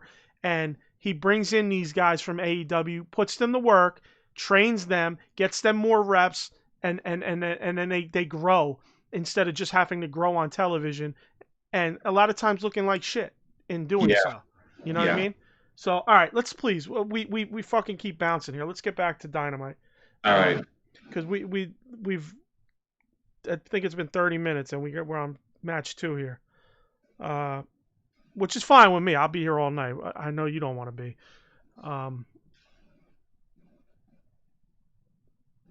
No retort. No, well, no. It's. I was just waiting for you to kick. I was just waiting for you to kick my ass. That's all. I tried my notes. I tried to hit you with. I tried to hit you with a little jab. No, but not for nothing. It's true. Yeah, I've got things going on, but no, I mean, I think we're talking about some good stuff. I don't mind taking more true. Time. And we got people bouncing with us, so it kind of flows. It flows a little more. So absolutely. Shout out to everybody in the chat, man. You guys are fucking really awesome. appreciate it today. It's been great. All the chats. It definitely it's a nice way to steer the conversation, and okay. So Santana Ortiz best friends, go boom. It was all right. I'm falling less and less in love with the best friends. Yeah, I'm not the biggest fan of them. What's that? I'm not the biggest fan of them myself. Yeah, I mean, I do. I think Santana Ortiz, definitely, they're great. Like them as a team. Yep. I like them separately as well, actually. Match was all right. Not too much really to say about it otherwise. Best friends won. I would have liked to see Santana Ortiz win, but I understand. But not much to say other than that. I mean, it was a good match. Yeah, I love the early technical matchup that they did that early technical move. That. I love seeing that shit. Again, it goes back to what I was saying before. Kenny says we are awesome. Chance in the chat. Perfect. Exactly. You guys are fucking awesome. This is the first time we've had like more than Eddy. And shout to Eddy. He's always awesome. But absolutely. Now we've had a total of 4 guys hanging with us and throwing shit at us. So that always makes it fun. Gives us a good variety of opinions and thoughts too. Listen, we all have our opinions. No one's right or wrong. I'll always say that I'm right. So just remember that. Well, the only opinion you'll always say you're right about is about Hogan. So yeah. Right. Listen, everybody has opinions. No one's right or wrong except me. I'm always right. All right. Second time that joke worked better. I got you to pop. So all right. So Ortiz is gold again as always. I mean, yeah, I love him. I thought the match was great. Santana Ortiz lose again. I kind of see after. Yeah. Why? I kind of see why. But you're almost going into the best friends and inner circle beef as heels, as the underdogs. You know what I mean? Like, yeah, it's kind of like a crossbreed. Even though Jericho has his match and Santana Ortiz have the best friends thing going on, it's like you kind of want to go in strong. You as a heels, you want to go in strong. So I don't know. I really don't know how I feel. I get it. I get what they did with the car afterward. Maybe that was the play, and maybe they. But I don't see them winning the rematch. The apologize to Sue. They're going to have to apologize to Sue. They played this whole fucking gimmick. They destroyed the car. Come on, man. Exactly. So I don't know. I don't know where it's going. Yeah. But anyway. Okay, Keith says I think they are delaying to allow Best Friends to win the belts after the mix-up at Fyter Fest. What mix-up was that? I think Trent is awesome. I do agree that Santana and Ortiz were awesome this week. So that was Keith again. Keith, let me know what that Fyter Fest thing is about. Yeah, I can't remember that myself. Yeah, nothing's ringing a bell for me. Okay, so while we wait for that, we'll move on. The MJF skit. I mean, what'd you take? I liked it. He's doing really well with this. It's a nice build up to what he's aiming for. I like that he's doing this as a little campaign kind of a thing. I first thought it was pretty cheesy when he first came out into the State of the Union, but now I see, okay, they're turning it into a real campaign. He's playing up election year. Everything he does is gold. So absolutely, 100%. I love it. It's the same thing with him. It's as Mox. It's like he's throwing a good promo.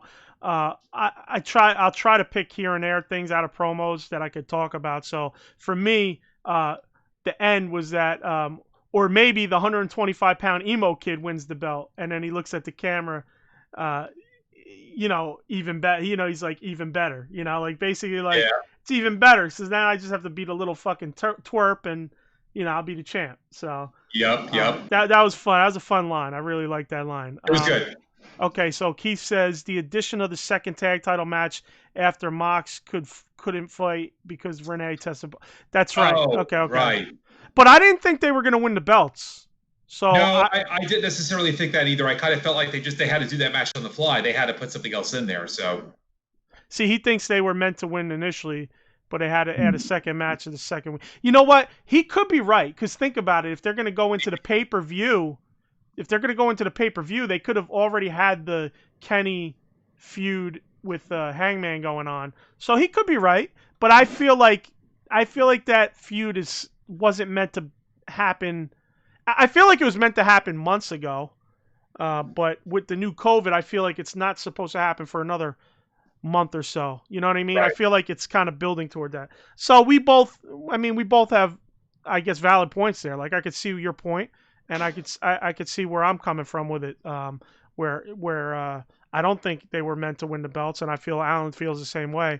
And but I could also see your point. So that's a good take on it. And Kenny says MJF 2020 pound. We deserve better. Love it, guys. You guys are fucking great. Let's see. So we got Matt Hardy giving the promo, setting up for more shit with Sammy. Sammy pops from the ring. As he's in the ring, Hardy's giving the promo still. I love the whole like intuition of Sammy. I knew you'd come. It's almost like he's Matthew Hardy, like he wants to be, but he's got a little Damascus in there. Yeah. You know what I mean? I knew you'd come. Like it was like a presence. Like he felt them. Like that whole broken scenario. Not that I know much about it, but I feel like that would be a part of a thing, right? Well, that was so basically, like you when he was the broken character and he was feuding with his brother, who at the time was Brother Nero. That was Jeff Hardy. Okay. It would be like, Brother Nero, I knew you'd come. Okay. It is a callback to that whole broken gimmick. So with that in mind, what do you think? Real quick, this just popped in my head. Remember, like I felt like, depending on the character, every time he saw Sammy, he had a different vibe with him. What if he's trying to be Matthew Hardy, and the gimmick's not over. The whole broken isn't over. He's trying to be Matthew Hardy, but Damascus is too strong and comes out. Sammy's gonna bring the Damascus out of him again, and that's how they'll get their battle on like it was initially supposed to be, and then we could get your cinematic match at the Hardy compound. Yep. I think we just planned it. I think we just played it out. Totally plausible. I think we just played it out. Real quick before we go, Keith says, Kenny says MJF is the best talent in the company. Changed my mind. My opinion, realistically, yes, he's one of the best, but I think Hangman is one of the best all-around wrestlers in the company. Always solid, never really makes many mistakes, if any. And as far as promo, I don't know yet because he really doesn't do too much promo. He does more like lazing around stuff. So, but I think for sure MJF is one of the top guys. What does Keith say here? He says, I think MJF in ring skills haven't really been displayed. I agree, but I think what I've seen, I'm impressed with. Definitely the best on the mic and promos. I think without Wardlow, MJF may look a bit rough. Okay. I've been pretty impressed with MJF in the ring. I got to be honest with you. Yeah. So back to Sammy here and Matt Hardy. So I feel like maybe we just stumbled upon something there. I mean, I don't know if you maybe agree that might be a good avenue. No. I think you're right. I think that makes sense, and it would allow them to then have a Hardy compound match. So yeah. Yeah. Turns into the brawl, whatever. Hardy puts Sammy through a bunch of shit, tables, chairs, blah blah blah. Sammy tries to set up Matt Hardy, or I'm sorry, I think Matt Hardy was trying to set up the table, and Sammy takes the chair and launches it like a missile, smashes Hardy in the head. Hardy ends up leaking like a sieve. Sammy then goes up and does what, the 650 twist or whatever the fuck. You know, it wasn't like the regular 650. He put a little twist on it, and I mean that feud looks like it's gonna be fun. What's your take on it? And then also we'll touch base on what happened after the show. Well, yeah, I mean, I agree. I hope that they are going to be leading to this being the whole Damascus thing. The chair situation was interesting. There were a number of stories that went back and forth about that, and apparently where it ended up is that AEW was reportedly very unhappy with him after that. Apparently, it was originally thought, well, he wasn't supposed to throw it full force the way he did. Right. But what ended up happening was that he hit Hardy with the wrong chair. Yes. It was apparently exactly. There was a regular folding chair that they had at ringside that Sammy was supposed to use. He wasn't able to find it, and so he just grabbed this other chair instead. And apparently, he got reamed afterwards for this. Yeah. And with good reason. I mean, it does. It is a shame, but yeah, that was ugly. Right. Yeah. I mean, I get it. He, talking to. I mean, you have to talk to the guy. Listen, be a little more careful. There's been a lot of people been sloppy and not careful in a lot of these cards. Yeah. And frankly, he can't afford that because he just got back from a suspension. Right, Obviously, it was nothing performance related, but still, the last thing he wants to do is to get back in the bad graces of the company. Right. It's like, of all the people to have fucked this up, he's the last one you want to see that happening to because he just got out of the doghouse with them. So, yeah. I like that he's getting a good program. I really hope Hardy puts him over because I think Sammy needs to win.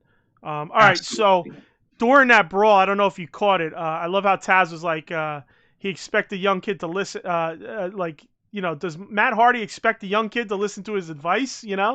Like he threw that line out, and then you think back and you go, well, here he was trying to give Darby advice, and he was pissed off that Darby wasn't giving the advice. So it was like I felt like a little heel tongue-in-cheek thing, like, what does Matt Hardy expect? He expects this young kid to listen to his old guy's advice, and all the while he's trying to do the same shit to Darby, I really got a kick out of that little part of commentary. I don't know if you caught it or not, but no, you're right. I had forgotten about it until you just mentioned it, but yes, I did catch it, and that was pretty good. Yeah, I thought that was pretty funny. Let's see what they're saying in the chat here. Sammy's chair shot was a mess. That should have never happened. Yeah, I agree. I mean, I get a little nervous, man, when these guys just launch chairs at people. I mean, it's rough. All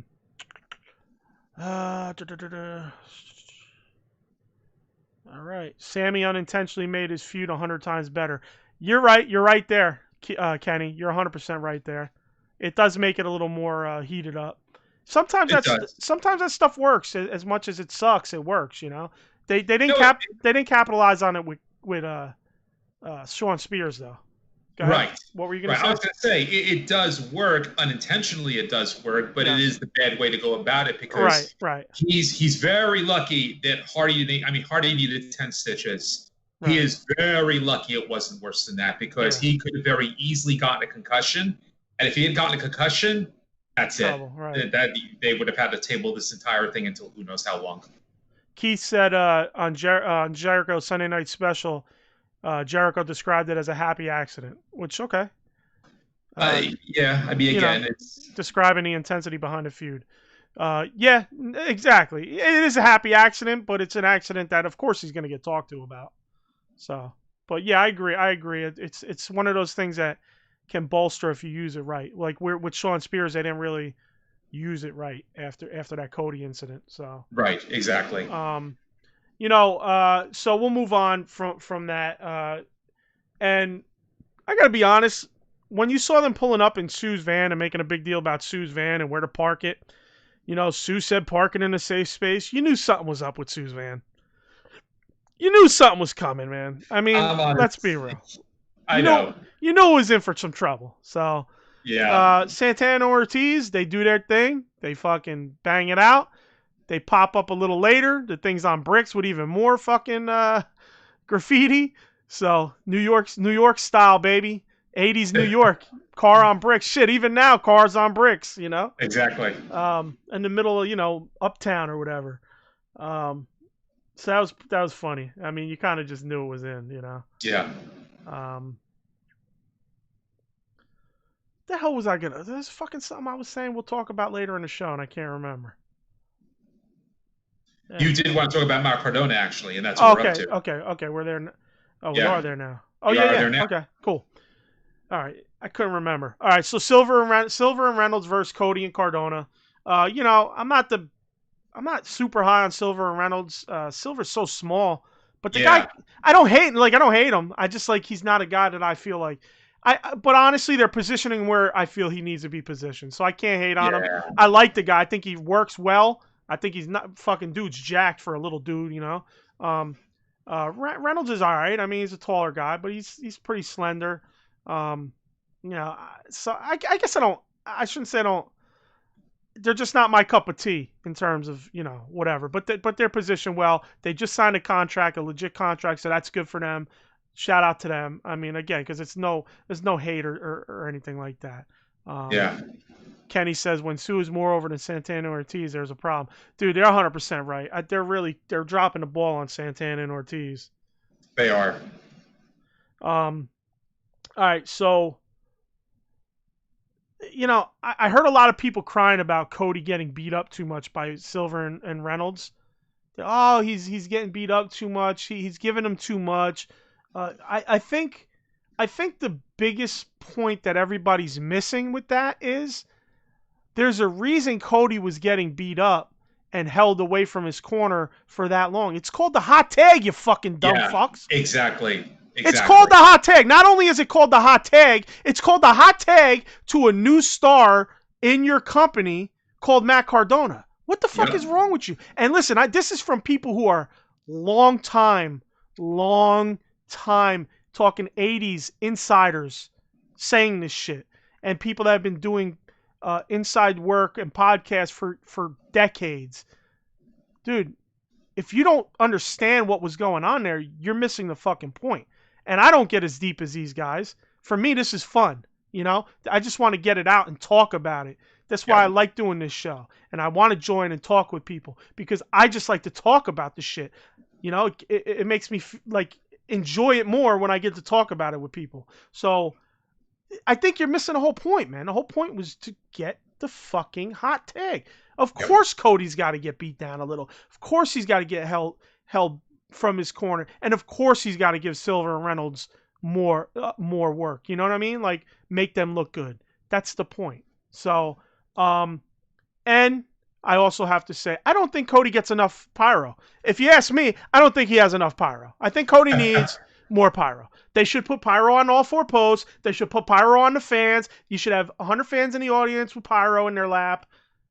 Just blow the place up when Cody comes out. People should be holding these little pyro little sticks. Yeah. Just in case you didn't catch the sarcasm. So yeah, go ahead. What do you got? What do you got on the match, and then I'll kind of give you my thoughts. No, And I thought it was pretty good. I thought Cardona looked great, and I agree. Yeah, the whole purpose was to get the hot tag, to put him in there and show what he's got. And yeah, I thought it was good. yeah, I like the way they post match they just grinned at each other. Cody goes to the back, and Scorpio Sky comes out. Yeah, give me a second on Scorpio. We'll talk about it in a second. Sure. Here was my take on Cardona. The match was good. I think it was an okay match. It didn't blow the doors off. Okay, I heard a lot of criticisms about Cardona and his match. Oh, he just came out blah. He was Zack Ryder just named Matt Cardona. Blah blah blah. Or no, he wasn't even Zack Ryder. Oh, Zack Ryder. He came out with this or with that. And listen, he's coming in as a more serious character, in my opinion. I feel like from everything I kind of know about the guy, he seemed a little goofy, gimmicky in WWF. The woo woo woo shit I've heard about. I've never seen it. I heard about it. Maybe he wants to be a more serious character outside of the WWE, and this is how he's doing it. I also would like to point out that oh, well, he just did the basic stuff. He didn't do anything big or anything flashy. Bro, I think that's great. I think it's a breath of fresh air to see a guy just go out there and do solid bell-to-bell wrestling without fucking having to do crazy shit. Yeah. I enjoyed it. I respected it. I wouldn't say he blew the doors off the match, but he worked a solid match. He did good basic he was technical in his wrestling in terms of not technical wrestling, but just he was good. You know what I mean? So I don't understand the hate on the match. I'm not saying it blew the doors off, but I also feel like it was a good showing and showing people you don't need to do crazy shit to be a solid in-ring worker. Yep. So and I like the fact that he wasn't just his old. The whole point is you do want him to be as different as possible from his old persona. I hated the whole Zack Ryder character. I know a lot of people liked it. I found it very tiresome, especially when he then became. Oh, he just started lusting after Eve. It became a different character, and it was just so. What's the word I'm looking for? I can't think of the word. Demanimizing. I don't know. It just made him look weak, and I like the idea of him being a completely different character here because you want that. You don't want him to bring over what he had from WWE. Right. So I prefer this version of him for sure.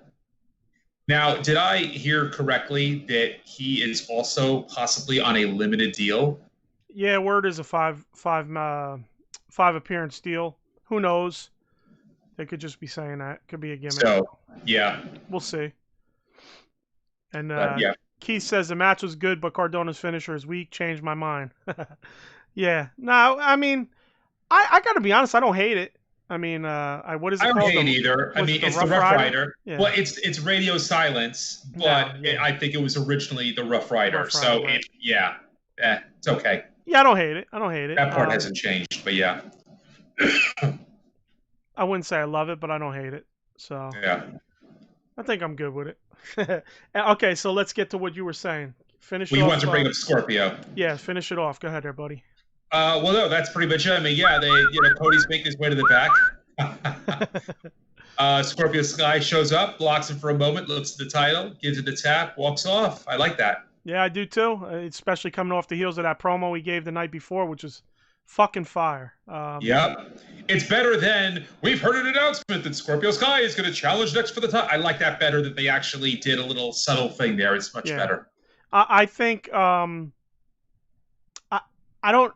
The only thing I don't like about it is he did such a great promo. I hope this isn't just a 1 week I'm challenging you, and then he loses, and then he goes away.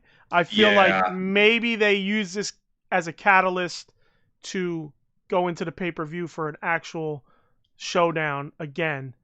Maybe he loses, and they build something to the pay-per-view. Did they show the promo on Dynamite, or did I see it online before I watched Dark? I can't remember. Oh man, I can't remember either. I thought it was dark, but I'm not. No, it was dark, but I don't know if they showed If a they replay. showed it again. What? Right. I can't recall myself. I'm not exactly sure. Yeah, I don't know. If they didn't, it's a fucking mistake.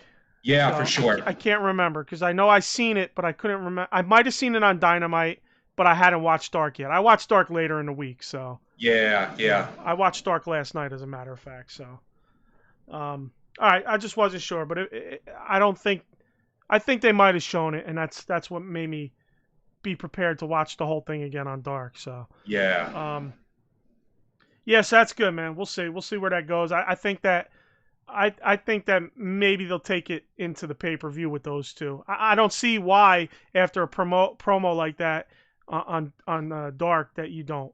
I feel like Scorpio Sky's shown that, hey, let's do it. And giving the company a reason to run with that.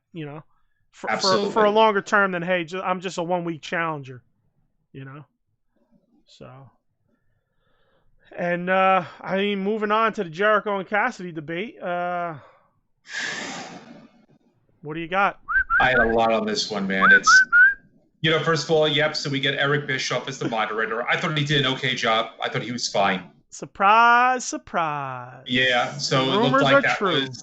Rumors are true. And again, this is, from what I am hearing, this is a one-time appearance, which is a bit of a shame. I mean, I would have liked to see if they ended up doing something with him on more of a full-time role with an on-screen role. But no, it's a one-time appearance for the purposes of this. He was necessarily as guest star. I like the debate. I like the way they are finally evolving Orange Cassidy's character a bit more. He is speaking. He is actually getting serious.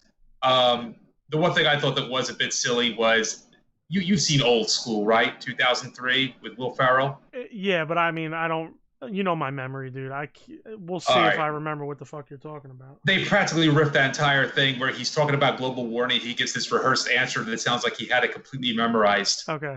And there was a scene that very similar in Old School where Will Ferrell does the exact same thing. He takes this big breath, spouts out all this stuff, and then just practically faints afterwards. And they didn't exactly do that here, but it was very similar. And it was kind of kooky. I don't know. You're my boy, Blue.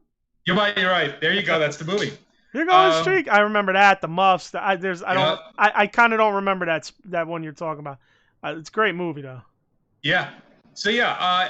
Overall, great debate. Did get a little bit silly with that. I do like the fact that it does seem like they are starting to now evolve Orange Cassidy a bit, which they do need to do. There's only so long that he can be the silent mute who keeps his hands in his pockets and just goofs around. Yeah. If they want to have him start challenging for titles like what he's doing here, they are going to have to change him up a little bit. So it's funny. It's like, yes, what I was saying earlier, he actually spoke when he was on Brandy's YouTube show, but in continuity, this is the first time he spoke. And that was pretty cool. So they are finally moving in a different direction with him a bit. And it gave a little bit more legitimacy, I think, to the match, that it's going to be a serious deal. So, yeah, overall, I liked it. Yeah. One of the things that popped me was Cassidy with the weak handshake to Bischoff. Yeah. If you could call it that, it was funny. Jericho's line, the only title you ever had was the biggest slacker in the high school yearbook. I mean, that was gold, man. Yeah. You couldn't get a better line than that. I really, and of course, like you said, the whole sea level thing, you're just like out of left field, like where'd the question come? Jericho was like, who asked that question, and then he goes and gives this whole fucking thing, then Jericho with he's a pimple on the ass of pro wrestling business, but next week, Orange, I'm gonna pop you, boot, and he goes boop, like that whole I'm gonna pop you, boop, that got me to pop heavy. And then, of course, the whole "you're Chris Jericho, the guy who's done all things we can Google later," like the whole kind of dismissing Jericho, yeah, you're the great Chris Jericho, blah blah blah. We could Google it later. It's not important, like that. I mean, there was so many good lines in this and so many good moments that it was incredible. I love the heat with Bischoff and Jericho at the end. I've hated you for 22 years. And then Bischoff is like, it's 24, you know? And Yeah. I mean, my honest opinion, the fucking segment was brilliant. I didn't think it was going to be good.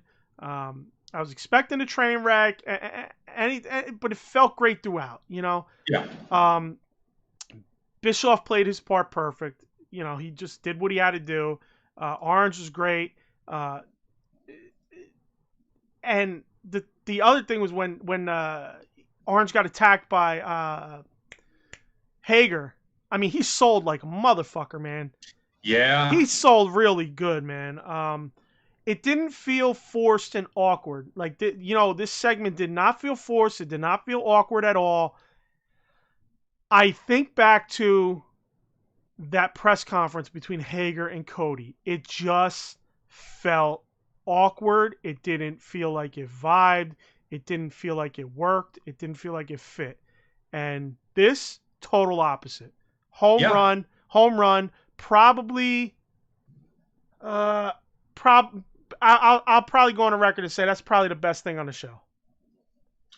Yeah, I'd say you're right. I say for this particular episode, absolutely. Best thing on the show. That was the top thing on that show. What do you got? I kind of wish it was. I would have thought that I would have liked to be the main event. I guess not the main event so much, but I think it would have served better to close out the show with this. Right. You know, it's an angle for the main title. Right. Normally, something like this would close out a show versus being placed where it was. That would be my only real criticism of it, I guess. What do you mean the main title? Sorry, not the main title.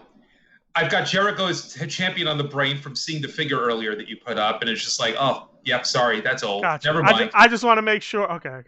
No, you're right. I completely lost my train of thought and my sense of self. I'm like, oh wait, Jericho's the champion. No, that's only in the toy right now. I don't know. I think it was good where it was, personally. Yeah. Only because you got the title match. What do we got? Keith says, I love the debate. Jericho is such a stellar creative mind. Yeah, he definitely comes up with some great stuff. And I'll say it again. I was never a Jericho fan in WCW. I didn't follow him when he went to WWE. And now that I'm seeing him every week, I'm starting to be a fan of his. Certain things I'm still, maybe went a different direction. But like you said, he's got a great mind for the business. Okay, so did you? Yeah. You're not even catching the cues, bro. I'm getting the cue. What is your? What's next? Move on.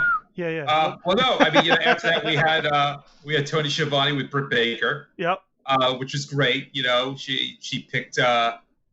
She had to pick. Yeah, she had to pick who Swole was gonna face. You know, and that was not surprise whatsoever. It's like you knew it was gonna be Reba. Right. You know, there was no shock there at all. I love how Rebel, aka Reba. I love her. She's like, me? She's like, I'm out. She's like, I'm out of here. Right. Yeah. Like she is so shocked. It's like, who else? Everybody who you know. I like how I like how she got the little bit of offense in, but she was playing up like she's never wrestled before. You know, it was almost like, oh, I did it. And she's all giddy and shit. And she's getting a couple moves off. And then, boom, the squash happens. Yep. Big Swole took her out, you know? Yep. It did what it was supposed to do, man, you know? And yeah, it was fine. There was nothing, you weren't going to really expect anything big out of this, right. But about squash, and that's fine. Just a nice little setup to Britt and Big Swole. Yep. So. And then, that leads us to the championship match. Main event. Of the evening. Yeah. Hybrid 2 was in the audience when I seen when Moxley came out. They haven't yes. They haven't been around in a while. They were on Dark, actually. I didn't watch the match, but that's right. One of them was. Jack Evans was on Dark. But go ahead. Yeah. No, overall, great match. Yeah. Definitely. And you're right. I do apologize. I totally forgot this was where it was. So I definitely would not have moved the debate to after this. But no, it was really well done. Alan stepped up.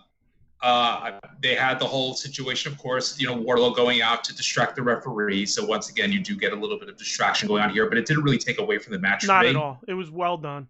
It was well done. I thought it was fine. Yeah, I mean, not much else to say. It was well worth the hype. It was a great match. It was executed very well. I like the way at the end, Moxley's saying some words to Allen. He's being a pro.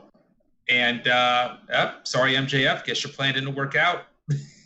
Yeah, like you, I felt the match was good. By both guys. And MJF, of course, like you said, tried to turn the tides with the title shot to the head. Title shot. I meant the shot to the head with the title. Yeah. But, like we said, Moxley gets it done. And, excuse me. And still the champ. And what do we got? Keith said some. He said, I'm pissed at the commentating team during the championship match. Got to be honest, a lot of times I don't hear what they say. Sometimes I catch things, so I'm not sure what they said. But I think they made Darby look incredibly weak by continuously stating that Moxley was going easy on Darby. Pissed me off. Okay. Yeah, but I almost feel like maybe they're playing into Moxley's promo earlier. Yeah, if you kind of tie the two, if that's the case, because like I said, I really didn't focus on the commentary much in that match. If that's the case, kind of think of it like tying in that promo too, with what he was saying versus what they were saying. But yeah, I mean, at certain times it's good, and certain times something like that's bad. So definitely, I could see your point. Yeah. And then Kenny says if Darby rides Moxley on his shoulders from now on like Jurassic Express, I would not be mad.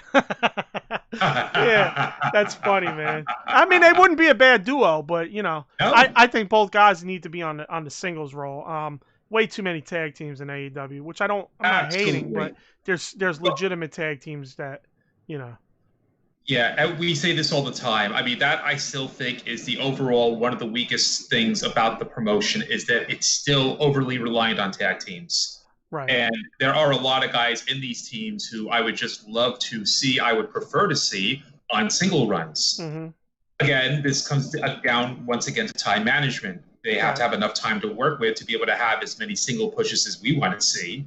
Yeah. And it's hard to do that, I guess, currently with what they've got going on as far as their shows go. But what are you going to do? It's time management. Yeah, Keith says Darby's taken some of the worst bumps of anyone in AEW, and I think Darby needs some wins. He's great. 100% agree. I think we've been saying that. I think he's just losing too much, But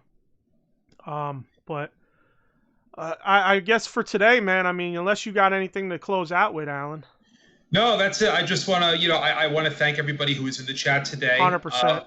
Really great, and it did help as far. I mean, I know this is a long show today. I know we went off on a number of tangents, but I thought it was good.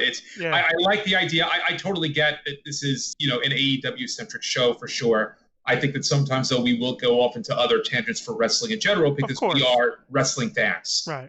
We're not just a fan of this specific promotion, although this is what we focus on for this. I mean, I am, but I could go on tangents. Yeah, but no, I like the idea of going off into different directions off the cuff like that. Hopefully next time I won't have as many technical difficulties on this, and I'll be able to see you. It'll be more fluid, but or we'll just have you keep whistling. Yeah. We just keep doing that. Yeah, real quick before we sign off here. Keith said, what the fuck? Who the fuck thought Darby was going to win when they already set up MJF and Mox? I 100% agree with that. Oh yeah, it's kind of like bad placement. It's kind of bad placement. You could almost just set something up after the pay-per-view. But who knows where they're going? Maybe MJF takes the title and they could kind of start a feud with Mox and him. And frankly, I think that even if MJF wasn't involved, I still think you would have many people predicting that Allen was going to take the title from Moxley tonight. It's just like, no. Right. So I just want to shout out George in Australia. 6 a.m. this morning, he was on with us, getting ready for work and going to work. Shout out to you. Shout out to Keith. Shout out to Kenny. And, of course, Eddy, who's always here. Fiddlefest. on Instagram. Our boy Ron, he's probably checking in every now and again, if not listening to the whole stream. Shout out to you, brother. Just want to thank you guys. And guys that were in the chat, if you ever want to come on the show, man, try to get with us on Skype. We'll bring you on, and you could talk live with us. That'd be awesome. We enjoy all the interaction in the chat. That was awesome. This was our first time we really had a lot of it, except for Eddie. So we had a bunch of different voices. So that was fun. Like Alan said, it got us going for a long. We're in 2 hours now. It doesn't even feel like it, honestly. Yeah. But as always, like, share, subscribe on YouTube. Hit the bell. Twitter, AEW Uncensored, one word. Email, AEW Uncensored Podcast at gmail.com. Facebook, AEW Uncensored Podcast. Search it. We have a page and a group. Join them both, please. Skype, links in the description. You get with us on Skype, like I said multiple times. That's where you get on a show with us and talk with us. Obviously, you can get in the chats, the YouTube chat as well, if you can get to us live. All the podcast apps, Google Podcasts, iTunes, Stitcher Radio, any third-party apps that get the RSS feeds, and also uncensoredalliance.com is our website. So we just want to thank you, man. Today I felt like it was one of the fucking best shows we had. I love the interaction. It's kind of where we wanted to be from jump. Obviously, you can't get there from jump. Took 15 shows in, and we're finally there. So hopefully next week we get a couple more guys in the chat as well and make it even bigger and better. So we just want to say thank you very much, and we'll see you all. Well, I'll see you all in 2 weeks, and then we'll see how the guest stars do next week. Yeah, let's see. All right, everybody. Peace. Take care, everybody. Peace.